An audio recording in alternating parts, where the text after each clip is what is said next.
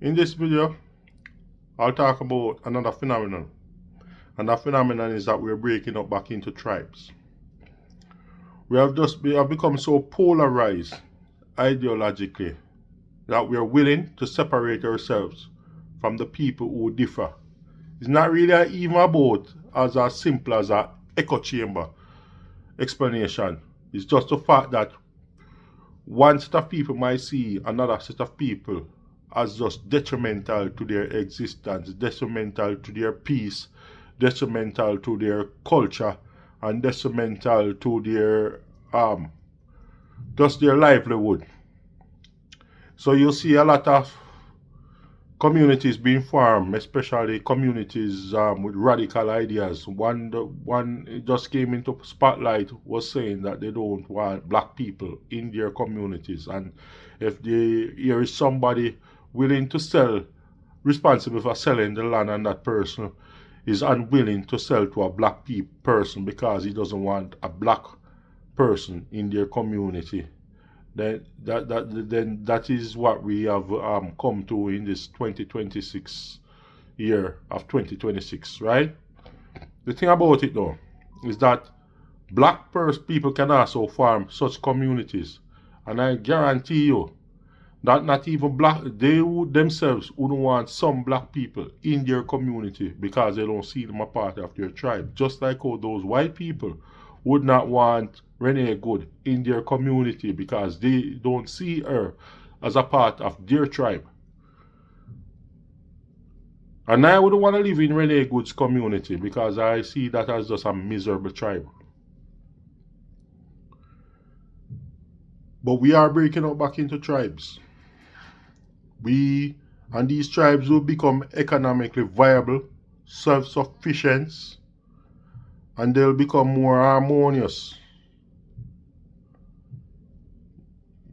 You know, they'll go and they'll decentralize, they'll de-urbanize, and they'll redistribute the population, especially in America. There's a positive thing about this city in that most of these abandoned towns are now going to be repopulated and re-energized,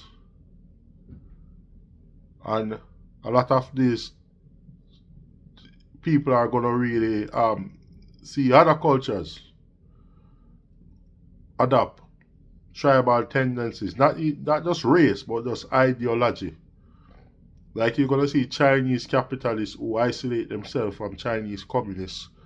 You're going to see Indians who are Christians, Indian Muslims who isolate themselves from Indian sheiks. But we're breaking up back into tribes. It's no one melting pot no more. Especially when the workplace is now occupied by robots.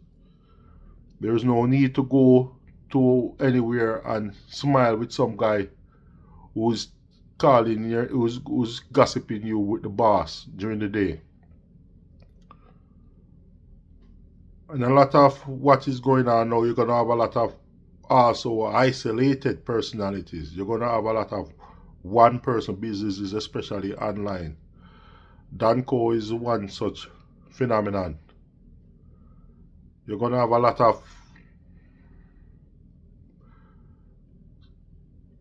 ideological segregation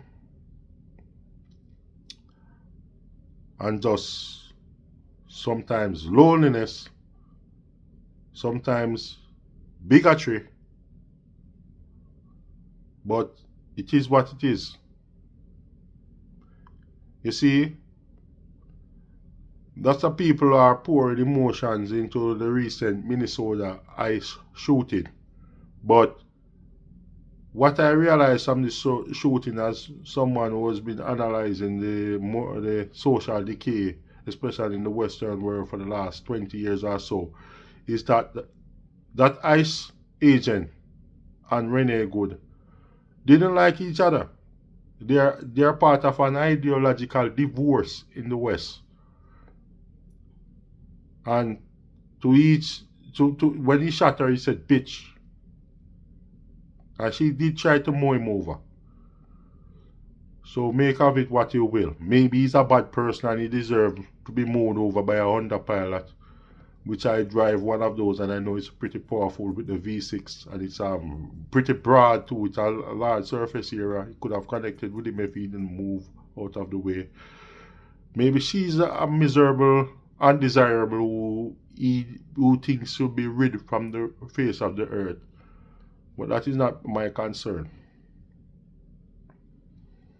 Yeah, I don't really try to get myself caught up with this. This is the distraction right now, because now is the best time in the world to be a black man.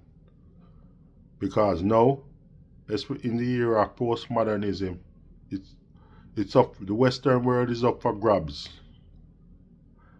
I have no real qualms with anyone from the past because I see a potential in building the future. I see I see a way out how to build a legacy, and this may be involved finding my tribe and then striving with my tribe, become ideologically inclined with my tribe, become economically powerful with my tribe. It doesn't even have to be a bunch of black guys. It doesn't even have to be a bunch of males.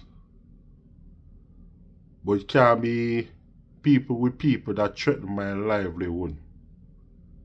It can't be with women who want to charge me for rape 40 years ago that I don't remember me even being in their presence.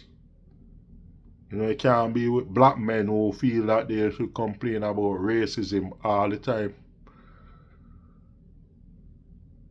It can't be with homosexuals who feel like there's boundaries. We don't feel like there's boundaries.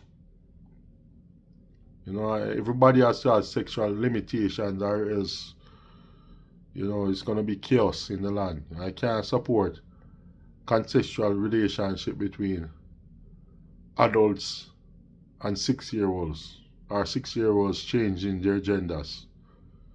It's not aligned with my ideology. I don't want those people in my tribe. I don't want anyone who agrees with those people in my tribe. Similar to all those people don't want black people in their communities. I don't want anyone that listens to mumble rap in my tribe. I don't want any. As a matter of fact, if you listen to rap music, period, you can't be a part of my tribe. It's not, I don't fancy that hard, because I see it as a very divisive, very violent, very unproductive medium, and it does not help the black community, but help to exploit the black community. So think about your tribe. Think about the people you align with. Comment below if you want to network with the people who you are ideologically aligned with. But you need your tribe to survive. Please like and subscribe. Multiculturalism is bullshit.